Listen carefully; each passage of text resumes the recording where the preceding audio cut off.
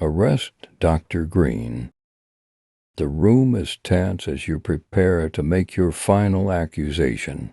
Edward, pacing near the window, Victoria, pale and silent, and Dr. Horace Greene, calm and composed, sipping tea. You replay the evidence and take a breath. Dr. Greene, you say firmly.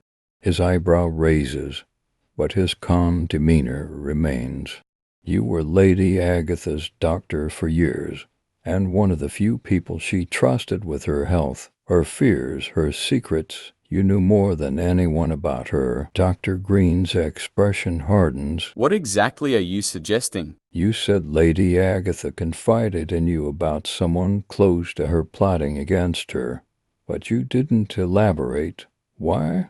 Because she was talking about you. He sets his teacup down deliberately. This is absurd. I had no motive to harm Lady Agatha. I had no interest in her fortune or her business. You were one of the last to see her alive. You continue.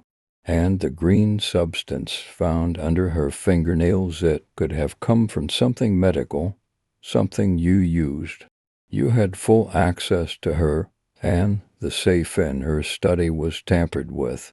You had the perfect cover to do it. Dr. Greene's calm cracks. This is ridiculous. You have no real proof, only speculation. You had the opportunity. You press on.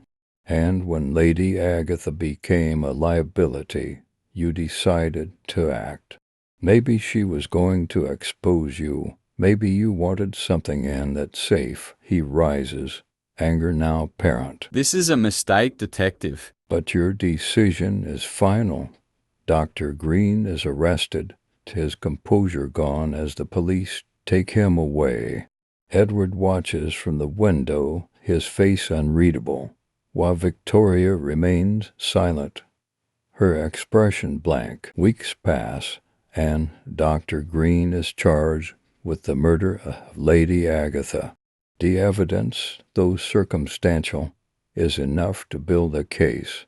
The green substance under her nails is proximity to her and her trust in him. The case is closed, and justice seems to have been served, but doubt begins to creep in. You replay the investigation in your mind, remembering how Edward deflected questions and acted nervous during your interrogations. You focused so heavily on Dr. Greene that you ignored something crucial, Edward's motive. You recall the letter and how Dr. Greene mentioned it had something to do with financial matters and the estate. Dr. Greene had no reason to care about the Blackwood fortune, but Edward did. By killing his mother before she could sign the new will, he secured the estate and avoided disinheritance. It all begins to fit. Edward must have known about the will and confronted Lady Agatha. In a moment of rage or desperation, he killed her. The green substance under her nails, from a package that perhaps Edward had sent. But with Dr. Greene arrested, Edward escaped suspicion entirely. By the time you realize the truth, it's too late.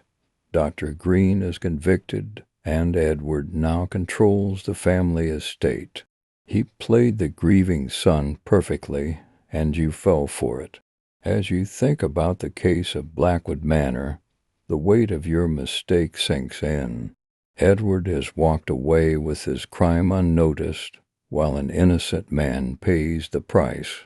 The real killer remains free, and the truth is buried, leaving behind a bitter sense of failure.